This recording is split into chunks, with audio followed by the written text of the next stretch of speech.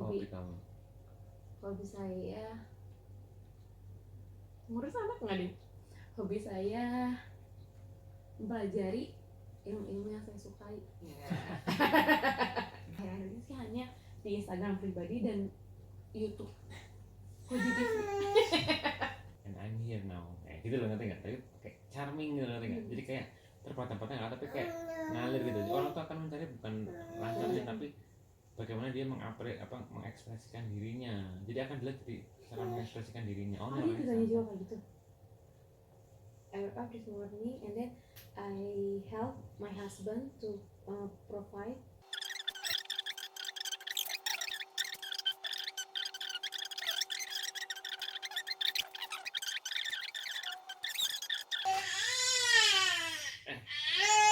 Apa disayang, apa pada dipukul sih? Bapak sayang sama air, apa dipukul sih? Coba apa disayang gimana? Apa disayang gimana coba?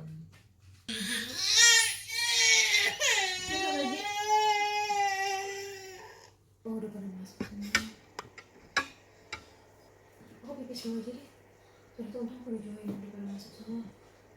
Udah, ini. Ih jangan pak. Oh iya. Oh itu dulu ya. Aku itu deh. Apa namanya? Pipis dulu deh. Pipis dulu deh. Udah mulai kelihatan. Panik nih ya. Panik. Wawancara.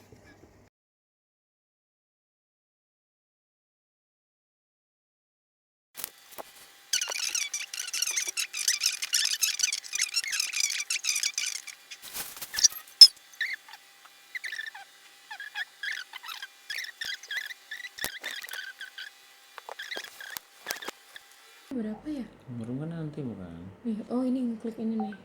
Nomor room peserta 5111 203 kali 512. Nih, salim nih.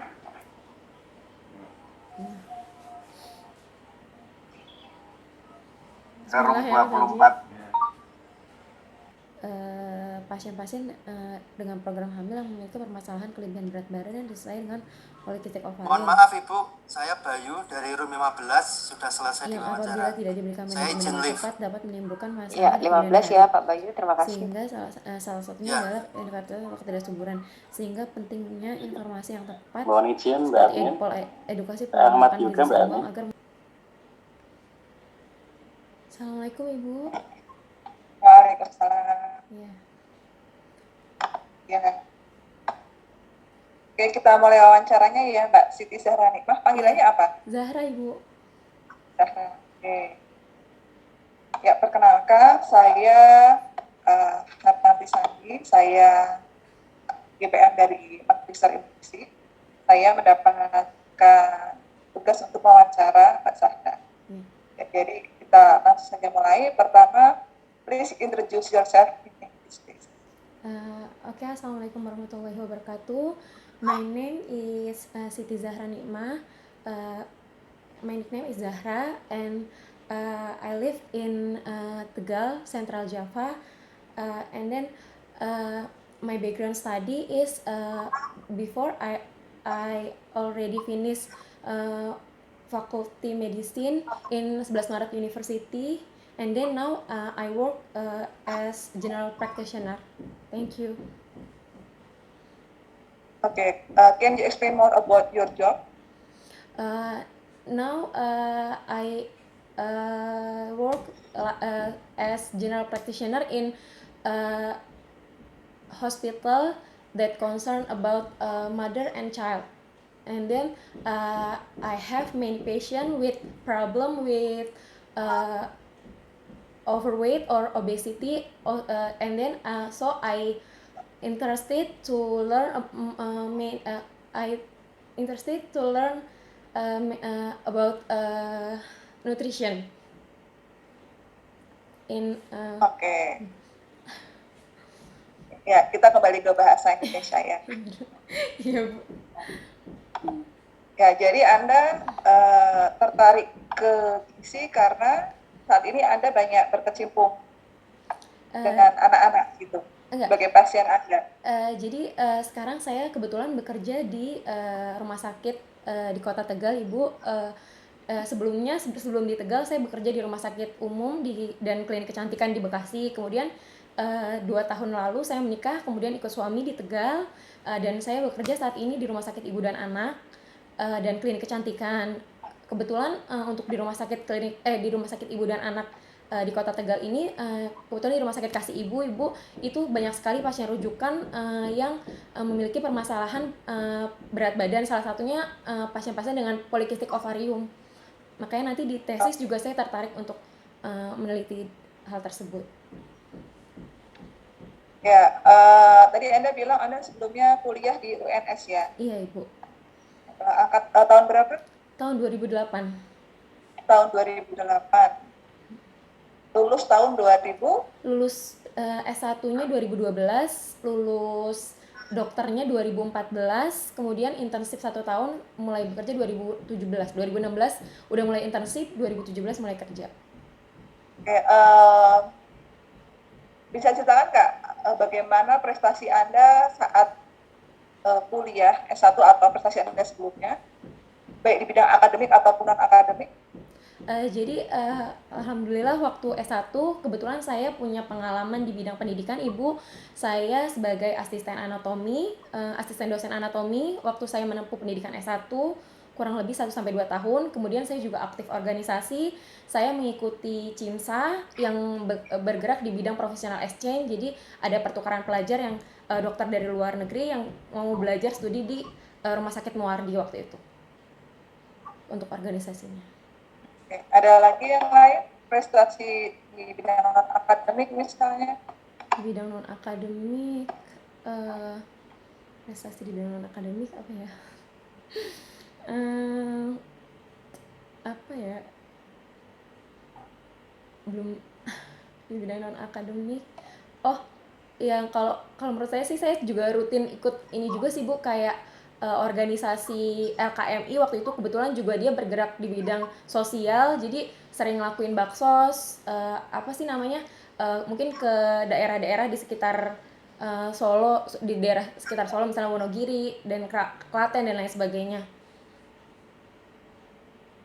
Nah, kalau sampai satu nih ya, misalnya ada berapa teman dalam satu angkatan? Sekitar 200-an deh kayaknya. Kira-kira dari 200 orang itu Anda peringkat berapa? Kalau secara akademik? Kalau waktu kuliah sih alhamdulillah sebenarnya saya waktu itu pas kuliah alhamdulillah cukup lancar, Ibu. Mungkin kalau di peringkat mungkin bisa masuk ke sekitar 30 besar kan. 30%. Terus Anda waktu itu di UNS itu akreditasinya apa ya? Kenapa? Untuk Akreditasi. program pendidikan dokter, akreditasinya apa? Akreditasinya kebetulan waktu itu sudah A, dan kebetulan saya alhamdulillah waktu itu saya juga tidak ikut tes karena saya masuk melalui jalur PMDK, Ibu, dari SMA. Jadi waktu SMA saya dapat undangan, kemudian saya masuk ke UNS. SMA Anda di mana? Di Maninsan Cendekia Serpong, Ibu. Oh. Anda asli situ? Kenapa? Asli mana? Saya tinggalnya kebetulan orang tua di Bekasi, Ibu. Cuman saya kebetulan saya SMP itu boarding school untuk perempuan, terus kemudian SMA saya ikut boarding school juga di Maninsan Cendekia Serpong itu selama 3 tahun. Kemudian jadi Anda ngambil kuliah di S2 Gizi Undip itu ada tujuan apa saja? Sebenarnya tujuan Anda apa untuk melanjutkan studi S2? Jadi kalau saya itu sebenarnya saya sampai saat ini sering ikut seminar-seminar, Ibu, di bidang kedokteran. Jadi saya juga mengikuti beberapa seminar yang banyak membahas topik mengenai ilmu gizi, dan saya tertarik terutama di weight management. Selain itu saya juga sebenarnya sering ikut juga seminar tentang anti aging yang itu juga banyak diisi oleh dokter-dokter juga yang berkecimpung di dunia gizi, sehingga saya saat seminar itu saya tertarik, dan akhirnya saya juga kemarin tahun ini saya sempat di awal tahun kemarin mengikuti training khusus gizi, yaitu yang Total Nutrition Therapy yang diselenggarakan oleh Fakultas Kedokteran Unpad. Oke. Harapan Anda apa setelah Anda lulus S2? Kira-kira yang Anda harapkan itu apa?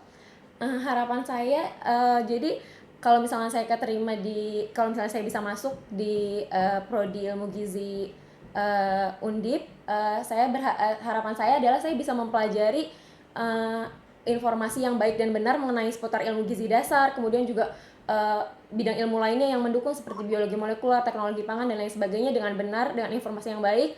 Kemudian setelah itu saya juga bisa, harapannya saya bisa mengaplikasikannya terutama untuk mengedukasi masyarakat di sekitar saya dan juga pasien-pasien yang memang banyak sekali membutuhkan bantuan untuk program hamil yang terutama di rumah sakit tempat saya bekerja sekarang, karena memang banyak sekali yang bermasalah dengan berat badan dengan kasus PCO seperti itu. Jadi setelah lulus S2 Anda akan tetap bekerja di rumah sakit ini ya, rumah sakit ada sekarang? Iya Ibu. Kenapa Anda kok milihnya kok ambil S2 dulu, nggak spesialis dulu gitu? Kebetulan suami ngizininnya, suami sebenarnya karena saya baru kemarin baru melahirkan 1 tahun yang lalu, anak saya juga sekarang usianya 1 tahun lebih, jadi disarankan untuk ambil magister ilmu gizi dulu gitu. Mungkin kalau misalnya Maksudnya yang secara waktu lebih ringan gitu? Enggak juga, jadi memang saya pengen karena saya juga sudah cukup lama ya Bu dari lulus, terus kemudian belum lanjut ke S2, jadi saya juga belum percaya diri juga kalau untuk daftar yang lainnya gitu. Kemudian bagaimana dukungan dari keluarga? Berarti sekarang Anda itu ibu dari 1 orang anak ya, baru 1 tahun usianya. Iya. Bagaimana dukungan dari keluarga Anda, baik dari suami ataupun keluarga besar?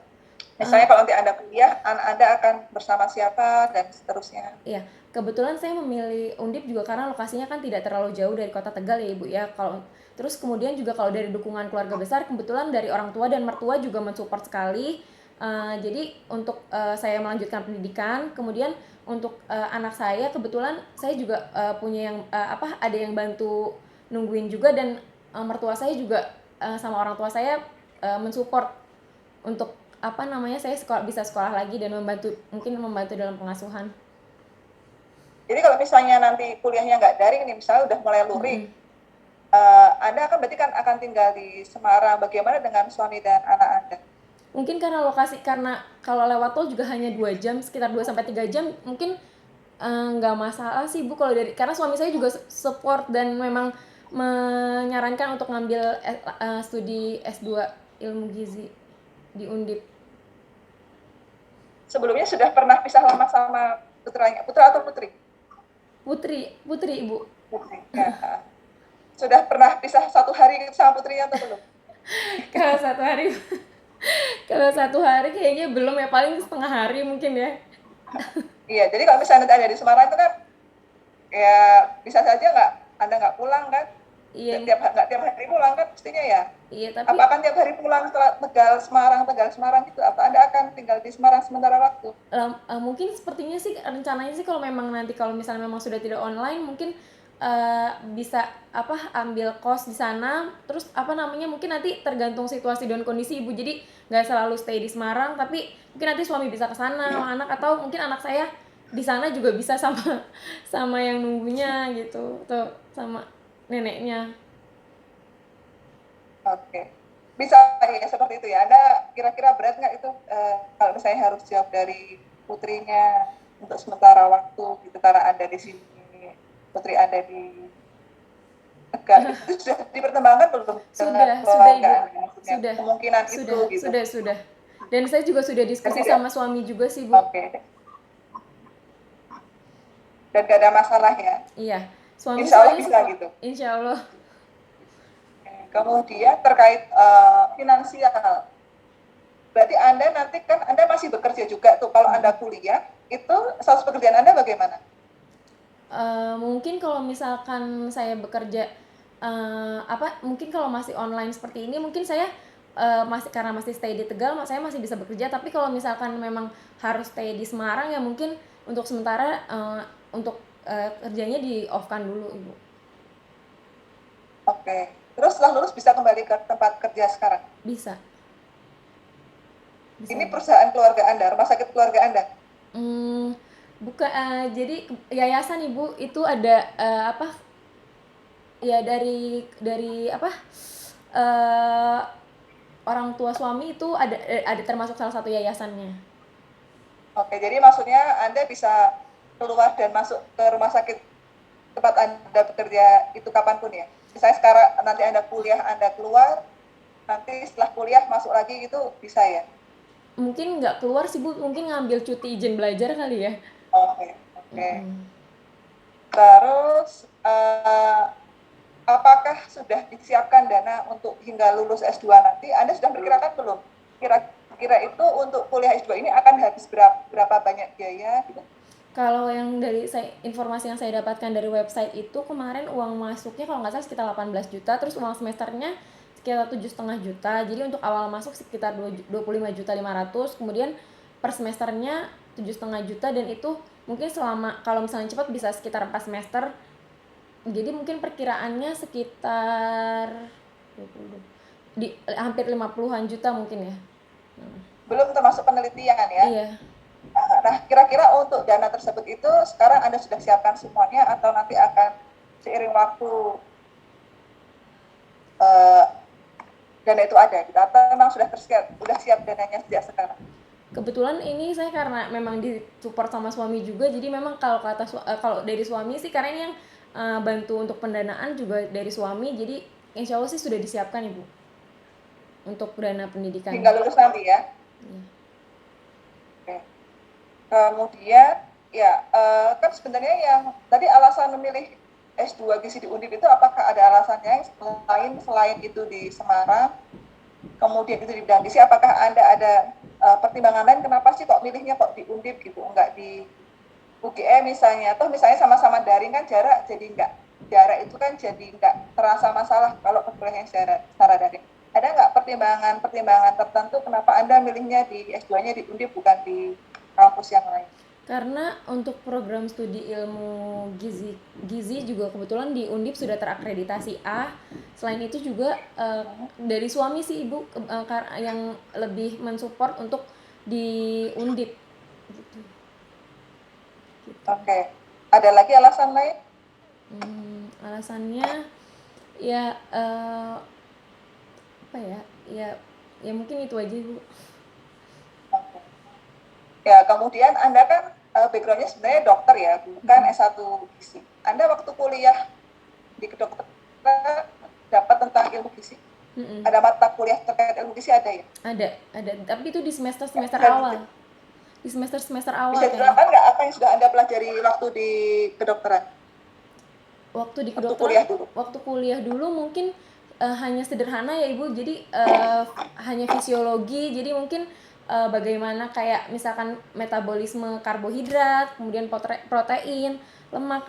Jadi hanya yang simpel-simpel aja sih untuk terus kayak misalkan kalau untuk mungkin dikaitkan sama mungkin untuk kasus-kasus penyakit tertentu seperti diabetes mellitus, kemudian pasien-pasien dengan sindroma metabolik seperti itu. Ya, masih ingat nggak bagaimana metabolisme lemak? Coba diceritakan. Aduh. Metabolisme lemak, gimana ya?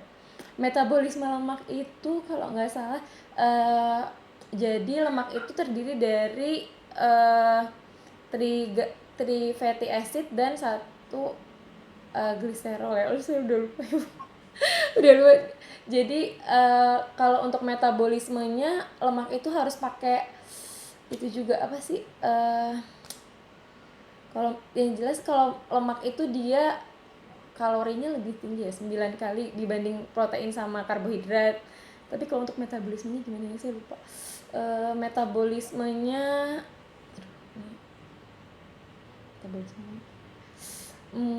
lupa ya Bu. Metabolismenya kalau lemak itu triglycerid dan yang jelas kalau untuk lemak itu saya taunya yang klinisnya sih Bu lebih. Ya udah, nggak usah metabolisme. Coba Anda ceritakan apa yang Anda ketahui tentang lemak. Coba. Iya, jadi kalau lemak itu sebenarnya dia termasuk makronutrisi yang sangat diperlukan oleh tubuh kita. Jadi kalau di dalam tubuh kita itu ada contohnya lemak yang kita kenal dengan lemak baik dan lemak jahat. Contohnya kalau lemak baik itu biasanya yang kita sebut dengan HDL, dan kalau lemak jahat itu biasanya LDL. Nah, biasanya lemak baik ini dia bantu untuk mengangkat lemak-lemak yang berada dalam tubuh supaya kadarnya tidak berlebihan, sehingga saat dan kalau untuk yang lemak jahat itu dia justru bisa meningkatkan kadar trigliserid, terus kemudian juga bisa menilai apakah kita sudah pola makannya tuh kayak konsumsi lemaknya berlebih atau enggak. Jadi profil lipid yang kita cek itu kayak misalkan kolesterol, trigliserid, HDL, LDL itu bisa menggambarkan lemak yang ada di konsumsi lemak harian kita apakah sudah baik atau berlebihan, seperti itu, Bu. Oke. Terus tadi Anda juga menyebutkan tentang ada diabetes, sindrom metabolik. Nah, kira-kira peran gizi terhadap penyakit-penyakit itu bagaimana? Apa yang harus dilakukan berkaitan dengan gizi dan penyakit tersebut? Saya tertarik untuk ngambil S2 juga salah satunya karena ini, Bu. Jadi sekarang ini memang kasus sindrom metabolik dan obesitas itu dan diabetes itu meningkat ya di Indonesia, padahal Indonesia termasuk negara berkembang. Tapi kasus-kasus yang kayak gitu yang biasanya ada di negara maju sudah banyak kita dapati di Indonesia. Nah, peran ilmu gizi di sini adalah untuk upaya preventif sama promotif. Jadi sebenarnya untuk kasus sindroma metabolik, diabetes itu dia bisa untuk pertamanya tuh dari sisi kedokteran dia bisa dicegah. Jadi bisa mengedukasi masyarakat untuk tahu bagaimana supaya tidak terjatuh sampai ke kasus diabetes atau mungkin ke sindroma metabolik. Karena sebelum sindroma metabolik dia juga tidak langsung jadi sindroma metabolik, pasti ada beberapa gejala lainnya gitu yang muncul. Jadi kalau misalnya kita sudah bisa mengedukasi dan masyarakat paham tentang bahaya dari misalkan konsumsi makanan dengan tinggi kalori, terus kemudian makanan-makanan olahan yang tinggi lemak dan tinggi kalori, nah itu bisa memperbaiki atau mencegah terjadinya sindroma metabolik atau diabetes di kemudian hari, seperti itu. Oke. Ya, kemudian pertanyaan selanjutnya, tadi Anda juga bilang sering mengikuti seminar terkait gizi atau misalnya tentang anti-aging yang juga banyak berkaitan dengan gizi. Coba bisa Anda ceritakan juga terkait hal itu? Kalau yang Anda pelajari apa? Iya, kalau yang seminar sih saya lebih kemarin sempat ikut yang kayak paling sih kayak mikronutrisi yang penting. Jadi kayak misalkan kayak makanan-makanan, contohnya sih makanan-makanan yang kayak kenapa sih konsumsi sayur dan buah itu penting menunjang kesehatan kita, dan itu bisa memperbaiki sistem imun dan sistem pencernaan tubuh kita, karena buah dan sayur itu banyak mengandung mineral dan vitamin, seperti itu. Intinya untuk membantu sedangkan vitamin sama mineral itu penting banget untuk metabolisme di tubuh kita. Nah, sedangkan kalau misalkan kita jarang mengkonsumsi itu, selain kita bisa kekurangan atau defisiensi mikronutrisi, bisa juga mengganggu sistem pencernaan kita karena kurang serat, seperti itu, Bu, misalnya contohnya. Oke, ada lagi yang lainnya misalnya berkaitan dengan anti-aging gitu, gimana tuh? Kalau anti-aging itu gizi kemarin lebih ke, kalau seminar itu waktu itu saya lebih karena yang spesialis gizi klinik, misalnya contohnya waktu itu weight management dibahas tentang kayak Garnicia Cambogia, terus atau mungkin ada juga tentang kayak obat-obatan, Ibu, kayak contohnya apakah boleh penggunaan orlisat misalkan dalam jangka waktu tertentu, seperti itu sih, Bu. Lebih ke kayak gitu. Ya. Oke, ya sejauh ini sih saya sudah mendapatkan gambaran tentang diri Anda, Mbak Zahra. Satu lagi pertanyaan terakhir, mungkin Anda sudah pernah tes TOEFL sebelumnya? Sebenarnya saya udah pernah tuh sekitar 2 tahun yang lalu, Ibu, sebelum nikah itu. Berapa skor Anda? 400 berapa ya? 430 kalau nggak salah, Ibu. Oke. Ya, sementara itu yang ingin saya tanyakan. Sebelum kita akhiri, apakah ada yang ingin tanyakan oleh Mbak Zahra atau ingin disampaikan? Seperti ya, semoga saya bisa bergabung menjadi mahasiswi program studi ilmu gizi, Bu, di Undip. Ya, amin ya. Amin. Kita tunggu kabarnya ya, karena juga bukan saya penentunya, saya hanya diberikan wawancara ya. Semoga bisa bertemu di S2 gizi. Iya, amin. Terima kasih, Ibu Artanti. Bisa kita akhiri mungkin, Mbak Zahra. Iya. Selamat pagi, assalamualaikum warahmatullahi wabarakatuh. Waalaikumsalam. Silakan. Ya, waalaikumsalam warahmatullahi wabarakatuh. Terima kasih, Ibu. Sama-sama.